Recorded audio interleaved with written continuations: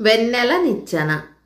శ్రీకృష్ణదేవరాయలు విజయనగర సామ్రాజ్యాన్ని పరిపాలించే కాలంలో విజయనగరంలోనే ఒక గజ దొంగ బయలుదేరి రోజుకొక ఇంట్లో దొంగతనం చేయసాగాడు. వాణ్ణి పట్టుకోవడానికి రాజుగారు చేయించిన ప్రయత్నాలేవీ చిన్న మెత్తైనా ఫలించలేదు. ఈ దొంగను ఎలాగైనా పట్టుకోవాలని తెనాలి రామలింగడికి బుద్ధి పుట్టింది. అతను నలుగురు చేరిన చోటికల్లా వెళ్ళి, ఈ గజ దొంగ మా ఇంటి మీద ఎప్పుడు వచ్చి పడతాడోనని భయంగా ఉంది. ఎందుచేతనంటే మా నట్టింటో చాలా ధనరాశులున్నాయి అంటూ వచ్చాడు. తెనాలి రామలింగడి ఇంట్లో చాలా ధనం ఉన్నదన్న సంగతి త్వరలోనే గజ దొంగ చెవిన పడింది. అతనికి ఆ సంగతి తెలిసి ఏదో రాత్రి తన ఇంటికి రావాలనే తెనాలి రామలింగడి ఉద్దేశం కూడా. దొంగ తమ ఇంటికి వచ్చినప్పుడు ఏం చేయాలో ఎలా మాట్లాడాలో రామలింగడు తన భార్యకు బాగా నోరిపోశాడు. ఇంతలో ఒక రాత్రి గజ దొంగ రామలింగడి ఇంటికి రానే వచ్చాడు. అతని కోసం రాత్రిళ్ళు మేలుకొని ఉంటున్న రామలింగడు ఇంటి కప్పు మీద దొంగ కదులుతున్న అలికిడి వినగానే పక్కన ఉన్న తన భార్యకు సైగ చేశాడు. ఆవిడ వెంటనే గొంతెత్తి, ఏమండి, దొంగాడు మన ఇంటికి కూడా వస్తాడేమో, నాకు భయంగా ఉంది అంది. రానియవే, మన ఇంట్లో ఉన్న సొత్తంతా ఎత్తుకుపోతే దీనికి 4 గింతలు తెస్తాను అన్నాడు రామలింగడు. నేను రోజూ అడుగుదామని మర్చిపోతున్నాను. ఈ బంగారము రత్నాలు ఎక్కడి నుంచి తెస్తారండి మీరు అన్నది రామలింగడి భార్య. ఉసే ఉసే, గట్టిగా అరవకు, నేను ఈ సొత్తంతా దొంగతనం చేసి తెచ్చిందే అన్నాడు రామలింగడు. ఎక్కడ దొంగతనం చేస్తారండి అని భార్య అడిగింది. ఆ ఊసంతా నీకెందుకు, అనవసర ప్రసంగం చేయక పడుకుని నిద్రపో అన్నాడు రామలింగడు. అలా కాదు, చెబితే గాని వదిలిపెట్టను. దొంగతనం చేస్తే మిమ్మల్ని ఎవరూ పట్టుకోరా అంది భార్య. బ్రహ్మరుద్రులు దిగి వచ్చినా పట్టుకోలేరు, నా దగ్గర ఒక మంత్రం ఉంది అన్నాడు రామలింగడు. ఏమిటండి ఆ మంత్రం అని అడిగింది భార్య. రామలింగడు చాలాసేపు భార్య మీద విసుక్కుని చివరకు, నన్ను శనిలాగా పట్టావే, ఆ రహస్యం చెబుతా విను. రాజుగారి కోటలో ఖజానా ఉంది చూసావా, అది 5 నిలువల ఎత్తుంటుంది. దాని కప్పుకు కొంచెం దిగువగా గోడలో మనిషి పట్టేటంత గవాక్షం ఒకటి ఉంది. నేనేం చేస్తానో తెలుసా, వెన్నెల రాత్రిపూట ఖజానా ఇంటి కప్పు మీదికి చేరుకుంటాను. గవాక్షంలో నుంచి వెన్నెల లోపలికి పడేదాకా వేచి ఉండి, ఓం భ్రాంతి, ఓం భ్రాంతి, ఓం భ్రాంతి అని 3 సార్లు చదువుతాను. ఆ మంత్రం చదవగానే చంద్రకిరణాలు తాళ్ళులాగా అయిపోయి నా చేతికి పట్టు చిక్కుతాయి. వాటి వెంబడి జారి ఖజానాలోకి దిగుతాను. నాకు కావలసిన సొత్తంతా మూటగట్టుకుని మళ్ళీ కిరణాలు పట్టుకుని గవాక్షంలో నుంచి పైకెక్కి వచ్చేస్తాను. దొంగతనం ఎలా జరిగినది బ్రహ్మరుద్రులు కూడా తెలుసుకోలేరు. ఇలా వెన్నెలనిచ్చిన సహాయంతో నేను రాజుగారి ఖజానాను కొల్లగొట్టగలుగుతున్నాను. అందుకే నన్నింతవరకు పట్టుకున్న వారే లేరు అన్నాడు తన భార్యతో. అదా సంగతి అంటూ తెనాలి రామలింగడి భార్య తృప్తి చెందిన దానిలాగా నటిస్తూ కళ్ళు మూసుకుంది. ఈ భార్యాభర్తల మధ్య జరిగిన సంభాషణ యావత్తూ గజ దొంగ కూడా విన్నాడు. వాడికి ఇప్పుడు మామూలు దొంగతనాల మీద మోజు తగ్గిపోయింది. దోస్తే రాజుగారి ఖజానాయే దోచాలనుకున్నాడు. మర్నాడు రాత్రే వాడు ఇళ్ల కప్పు మీదుగా పాకుతూ రాజుగారి ఖజానా ఉండే కప్పును చేరుకున్నాడు. రామలింగడు చెప్పిన గవాక్షం కనిపించింది. అది భూమికి దాదాపు 5 నిలువల ఎత్తుంది. అయినా గజ దొంగ భయపడలేదు. ఆ గవాక్షంలో నుంచి చంద్రకిరణాలు ఖజానాలోకి పడేదాకా వేచి ఉండి వాడు 3 సార్లు ఓం భ్రాంతి, ఓం భ్రాంతి, ఓం భ్రాంతి అని చదివి గవాక్షం మీద అడుగుపెట్టి చేతితో కిరణాలను పట్టుకున్నట్టు నటిస్తూ లోపలికి దూకాడు. వాడి చేతికి గాలి తప్పేమీ చిక్కలేదు. అంత ఎత్తు నుంచి పడటం వల్ల వాడి కాళ్ళు 2 విరిగిపోయాయి. మర్నాడు రాజభటులు ఖజానా తెరిచినప్పుడు గజ దొంగ కదలలేని స్థితిలో ఉండటం వల్ల వాళ్లకు సులువుగా దొరికిపోయాడు. దొంగతో పాటు వాడు దోచుకున్న సొత్తంతా దొరికింది. తర్వాత తెనాలి రామలింగడు రాయలవారి సభలో తాను గజ దొంగను పట్టుకోవటానికి పన్నిన యుక్తిని గురించి చెప్పాడు. సభలోని వారందరూ విరగబడి నవ్వారు. గజ దొంగను పట్టించినందుకు రాయలవారు రామలింగడికి మంచి బహుమానం కూడా ఇచ్చారు. కథ సమాప్తం. ప్రతిక్రియ. కైరో నగరంలో మన్సూర్ అనే యువకుడుండేవాడు. అతను ఒకసారి 2 బుల్బుల్ పిట్టలను పట్టుకుని వాటిని ఒక పంజరంలో పెట్టి తన ఇంటి బయట వేలాడగట్టాడు. ఆ పిట్టలు తమ పాటతో దారిపోయే వారికి ఆనందం కలిగించసాగాయి. చాలామంది అక్కడ ఆగి కొంచెంసేపు పాట విని సాగిపోయేవారు. ఇంతలో ఆ దారిన ఒక అధికారి వచ్చాడు. ఈయన ఖలీఫా గారి అంగరక్షకులకు పెద్ద. ఈయన పేరు అబూ సేఫీ. కానీ ఆయన పరమ దుర్మార్గుడు, కఠిన హృదయుడు కావటం వల్ల ఆయనను కైరో నగర వాసులందరూ సైతాను కొడుకు అంటూ ఉండేవారు. అబూ ఆగి బుల్బుల్ పిట్టల పాట విన్నాడు. తర్వాత మన్సూర్ ఉండే ఇంట్లో ప్రవేశించి 2 దిరాములిస్తాను, బయట ఉండే పిట్టలను అమ్ముతావా అని అడిగాడు. అవి అమ్మేవి కావు అని మన్సూర్ జవాబు చెప్పాడు. అబూ క్రమంగా బేరం పెంచి చిట్ట చివరకు 2 బంగారు దీనారాలు ఇస్తానని అన్నాడు. అప్పుడు మన్సూర్ పిట్టలను అమ్మటానికి ఒప్పుకున్నాడు. నేను నేరుగా ఇంటికే పోతున్నాను, పంజరం తీసుకుని నా వెంట వచ్చి డబ్బు పుచ్చుకుపో అన్నాడు అబూ. ఇద్దరూ కలిసి అబూ ఇల్లు చేరారు. అబూ మన్సూర్ వద్ద నుంచి పంజరం తీసుకుని ఇంటి లోపలికి పోతూ, నువ్వెక్కడే ఉండు, నీకు రావలసిన డబ్బు ఇప్పుడే పంపిస్తాను అన్నాడు. మన్సూర్ చాలాసేపు వేచి ఉండి వాకిలి తలుపు తట్టాడు. సిపాయి ఒకడు తలుపు తెరిచి, ఏం కావాలి, ఎవరు నువ్వు అని అడిగాడు. ఈ ఇంటి యజమాని పేరు నాకు తెలియదు, ఆయన నాకు 2 దీనారాలు బాకీ ఉన్నారు అన్నాడు మన్సూర్. ఆయన పేరు అబూ, అందరూ ఆయనను సైతాను కొడుకని పిలుస్తారు. ఆయన ఎవరికీ బాకీ ఉండరు, అలా జరగడానికి వీల్లేదు అన్నాడు సిపాయి. మన్సూర్కు చిరాకొచ్చింది. సైతాను కొడుకైతే నాకేం, సైతాను తండ్రి అయితే నాకేం? నా బుల్బుల్ పిట్టలను 2 దీనారాలకు బేరం చేసి కొన్నాడు. నా డబ్బు నాకు పారేయమను, లేదా నా పిట్టలను నాకు ఇచ్చేయమను అన్నాడు. అబ్బాయి, పాముతో చెలగాటాలాడకు. మా యజమానికి ఆగ్రహం తెప్పించావంటే నీ ప్రాణాలు దక్కవు. ఆయనను చూసి హడలిపోని వారు ఈ కైరో నగరంలో లేరు. కనుక అయిందేదో అయిపోయింది, నీ దారిని నువ్వు వెళ్ళు, లేకపోతే చిక్కున పడిపోగలవు అన్నాడు సిపాయి. నాకు లేని భయం నీకేమిటి? మీ యజమాన్ని ఒకసారి బయటికి రమ్మను, ఆయనతో నేనే తేల్చుకుంటాను అన్నాడు మన్సూర్ నిర్లక్ష్యంగా. సిపాయి క్షణంసేపు నివ్వెరపోయి మన్సూర్ సంగతి తన యజమానితో చెప్పడానికి లోపలికి వెళ్ళాడు. మన్సూర్ కూడా అతని వెనకే బయలుదేరాడు.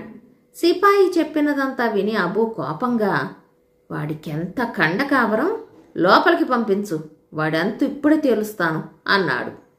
నేను ఇక్కడే ఉన్నాను హుజూర్ అంటూ మన్సూర్ చాటు నుంచి ముందుకు వచ్చి అబూ ఎదురుగా నిలబడ్డాడు.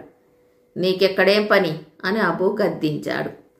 చిత్తం, తమరు 1 గంట క్రితం నా దగ్గర 2 బుల్బుల్ పిట్టలు కొన్నారు. నా 2 దీనారాలు నాకు ఇప్పించండి, లేదా నా పిట్టలను నాకు ఇస్తే వెళ్ళిపోతాను అన్నాడు మన్సూర్. నీకు డబ్బు ఇవ్వాలిరా గాడిద, వెంటనే బయటికి పోకపోతే చీల్చేస్తాను, పో బయటికి అంటూ అబూ గర్జించాడు. మన్సూర్ చేయగలిగిందేమీ లేదు. ఈ అన్యాయానికి తప్పక ప్రతిక్రియ జరపాలని నిశ్చయించుకుని అతను మారు మాట్లాడకుండా తన ఇంటికి వెళ్ళిపోయాడు. అబూ ఇంటికి కొద్ది దూరంలో పెద్ద బావి ఒకటి ఉంది. చుట్టుపక్కల ఉండే ఆడవాళ్ళు అందులో నీళ్లు చేదుకుంటారు. మన్సూర్ ఆడపిల్ల వేషం వేసుకుని మేలి ముసుగుతో ముఖం కప్పుకుని కొయ్య చేద తీసుకుని ఆ బావి వద్దకు వెళ్ళి అబూ అటుగా వచ్చేదాకా అక్కడే తారట్లాడాడు.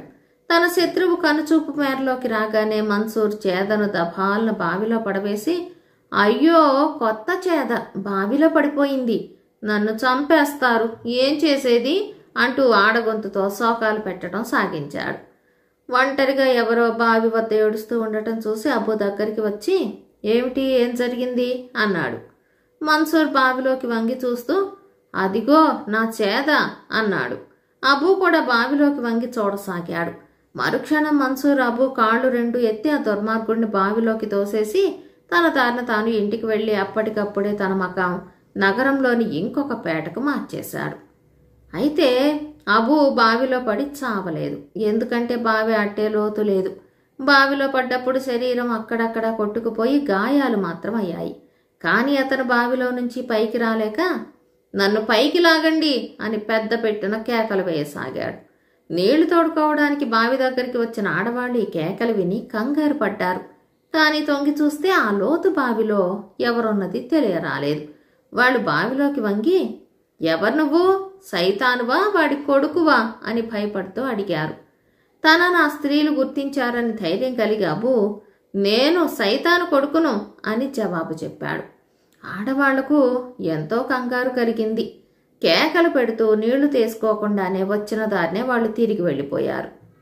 ఆ బావిలో సైతాను చేరిందని, అందులో ఎవ్వరూ నీళ్లు తోడుకోరాదని ప్రచారం జరిగింది. ఆడవాళ్ల మధ్య జరిగిన ఈ ప్రచారం మగవాళ్ల దాకా వెళ్ళింది.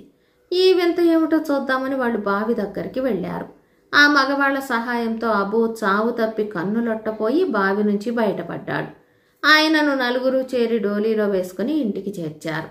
అబూ శరీరం నిండా గాయాలతో చాలా బాధపడసాగాడు. తెల్లవార్లు నిద్ర లేదు.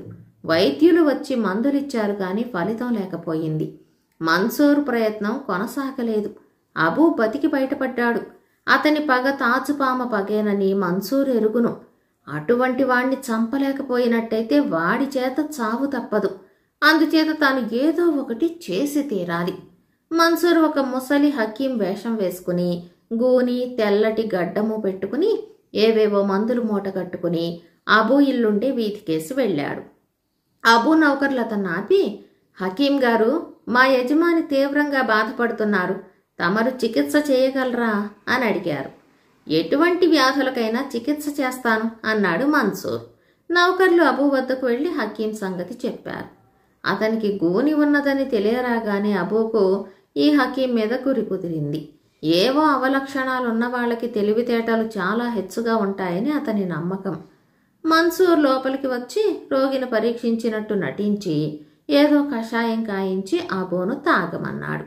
ఆ కషాయం తాగగానే అబూకి వాంతులు కూడా ఆరంభమయ్యాయి.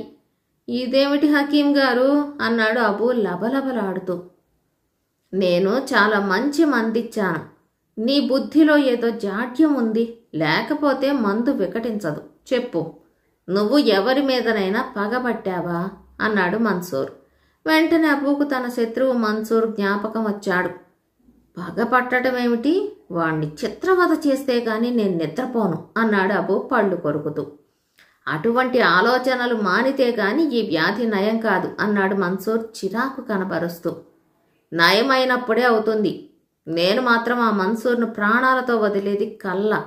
వాడు నాకు ఎంత అవమానం చేశాడు, ఎంత వాణ్ణి నన్నే ధిక్కరిస్తాడా అన్నాడు అబూ.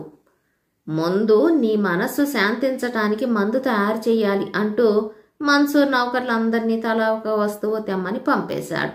తర్వాత అతను తన గడ్డము గూని తీసేసి, నేనే మన్సూర్ను, పిచ్చి వేషాలు వేయక నా డబ్బు నాకు ఇచ్చేసెయ్యి. నా జోలికి వస్తే మర్యాద దక్కదు. నువ్వంటే నాకేం భయం లేదు అన్నాడు. అబూ ఒళ్ళు తెలియని ఆవేశంతో లేచి ఆ నీరస స్థితిలోనే పెద్దగా అరుస్తూ మన్సూర్ మీద కలియపడ్డాడు. మన్సూర్ నవ్వుతూ, నన్ను నువ్వు చంపేదేమిటి? నేను నీకు ఇదివరకే విషం ఇచ్చేశాను.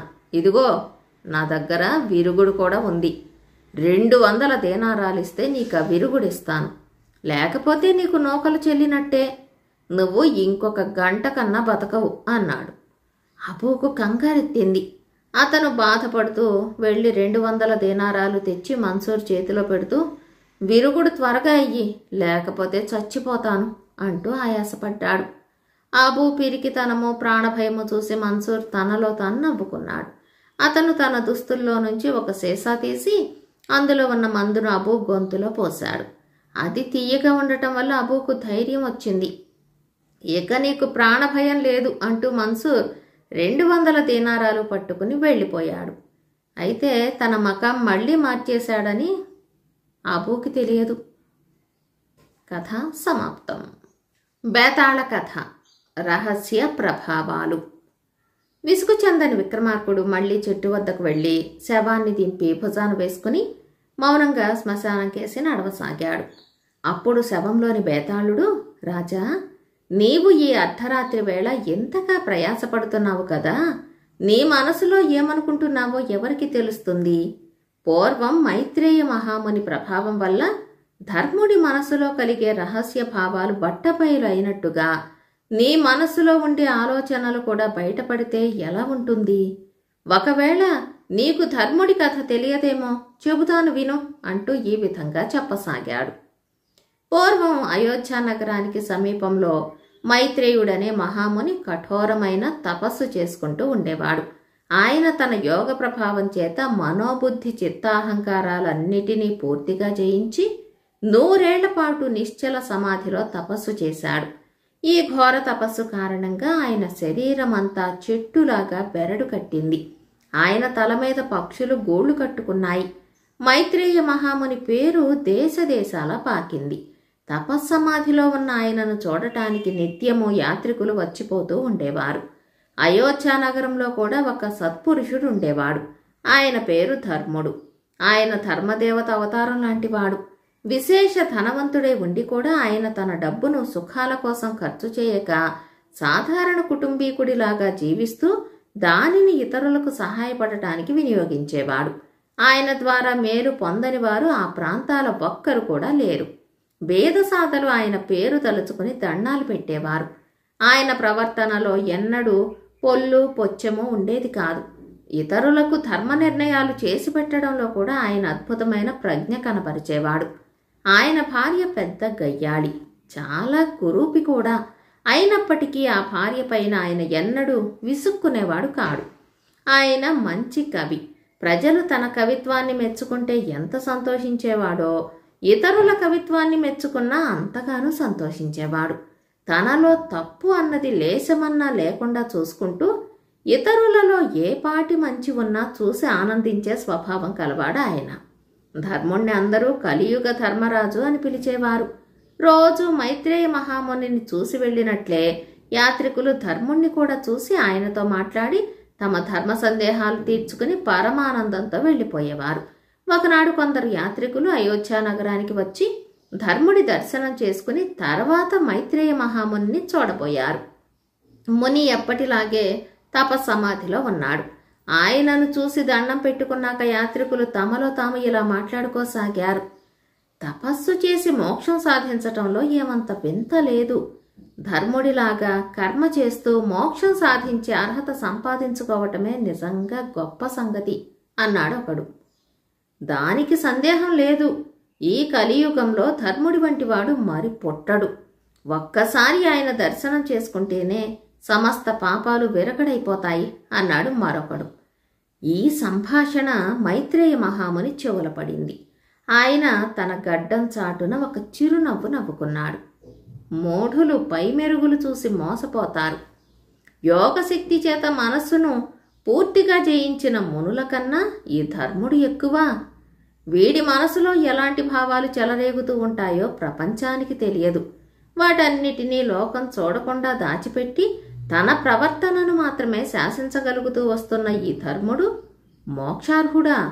నా తపశ్శక్తి చేత రేపు ఉదయం లగాయతూ వీడి మనసులో ఎప్పటికప్పుడు తల ఎత్తే భావాలను బట్టబయలు చేస్తాను అని ఆ మహాముని నిర్ణయించుకున్నాడు.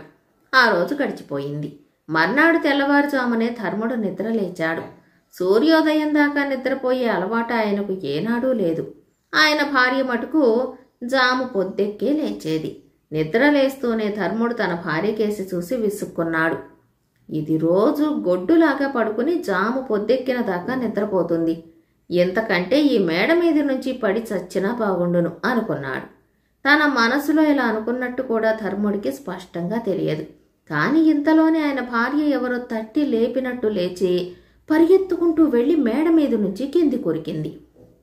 ధర్ముడు ఆదుర్దాగా కిందికి వెళ్లి చూసేసరికే ఆమెకు ప్రాణం పోయి ఉంది. ధర్ముడి మనసు విచారంతో కుంగిపోయింది. తన భార్య ఆ విధంగా ఆత్మహత్య చేసుకోవటానికి కారణమేమిటో ఆయనకు తెలియలేదు. ఆయన శవవాహకులను పిలుచుకురావడానికి వీధిలోకి అడుగుపెట్టాడు.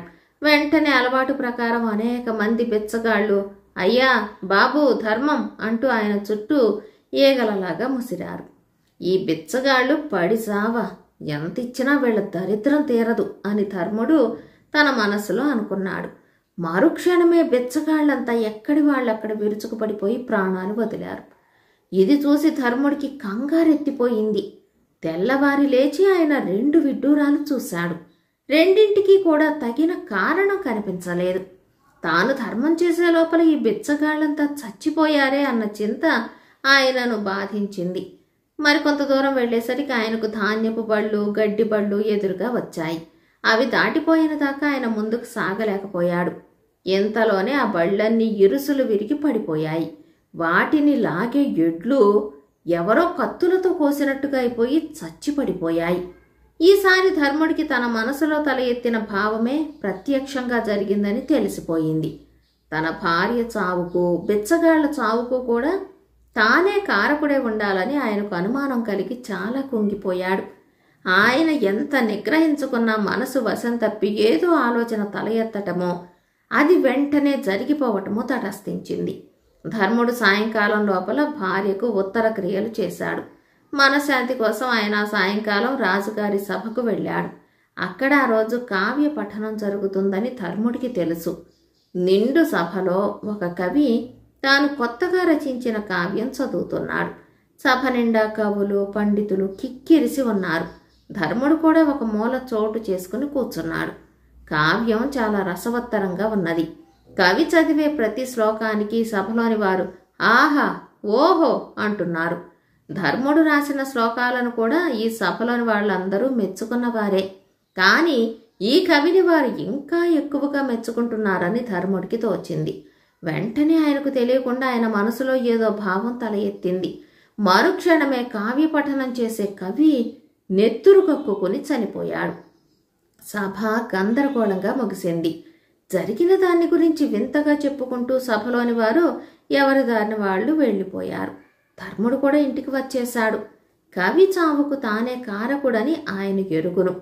ఎంతటి రాక్షసులు కూడా తమ జీవితమంతా చేయని దారుణ హత్యలు నేను ఒక్క రోజులోనే చేసేశాను.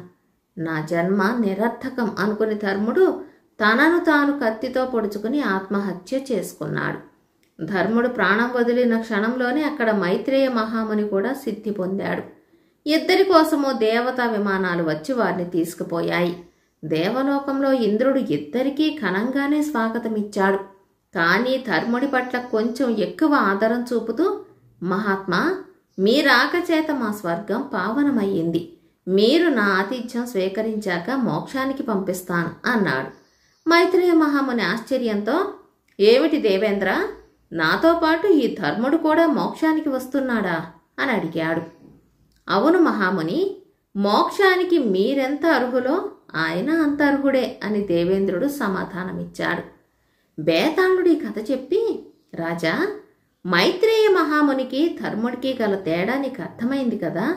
ఇద్దరూ మోక్షానికి అర్హులేననటంలో దేవేంద్రుడు పక్షపాతం కనపరచలేదా? మనోబుద్ధి చిత్తాహంకారాలను నిగ్రహించి కఠోర తపస్సు చేసిన మైత్రేయ మహామునికి తన మనసు మీద ఎట్టి నిగ్రహము లేని ధర్ముడికి పోలికేమిటి? ఈ ప్రశ్నలకు సమాధానం తెలిసి కూడా చెప్పకపోయావో నీ తల పగిలిపోతుంది అన్నాడు. దేవేంద్రుడు పక్షపాతమేమీ చూపలేదు. నిజానికి మైత్రేయ మహాముని ధర్ముడు కూడా సమంగా మోక్షార్హులే. ధర్ముడు సామాన్య మానవుడు, సాటి మానవులకు ఆదర్శప్రాయుడు. ఆయన మైత్రేయుడిలాగా తన సహజ స్వభావాన్ని తపస్సు ద్వారా నిర్మూలించుకోలేదు. ఆ స్వభావాన్ని బుద్ధిబలంతో నిగ్రహించుకుని తన ప్రవర్తన ద్వారా సాటి మానవులకు సుఖము, మేలు కలిగేలాగా చూసుకున్నాడు. చిట్ట చివరలో ఆయన స్వభావం వల్ల ఇతరులకు కీడు కలిగిందంటే అది మైత్రేయ మహాముని తపఃప్రభావం కానీ ధర్ముడి స్వభావ ప్రభావం ఎంతమాత్రమూ కాదు. ప్రపంచంలో అందరూ ధర్ముడిలాంటి వారే అయితే మానవ జాతి, మానవ జీవితము అభివృద్ధిలోకి వస్తాయి. అలా కాక ప్రపంచమంతా మైత్రేయ మహాముని లాంటి వారే అయితే ప్రపంచం ఏనాడో అంతరించిపోయేది. ఎందుకంటే ఆయన మానవ స్వభావాన్నే నిర్మూలించాడు. మైత్రేయ మహాముని కర్మకు అతీతుడై మోక్షం సంపాదించుకుంటే ధర్ముడు కర్మ ద్వారా మోక్షాన్ని సాధించాడు అన్నాడు విక్రమార్కుడు. రాజుకి ఈ విధంగా మౌనభంగం కలగగానే బేతాళుడు శవంతో సహా మాయమై తిరిగి చెట్టెక్కాడు. కథ కంచికి మనమింటికి.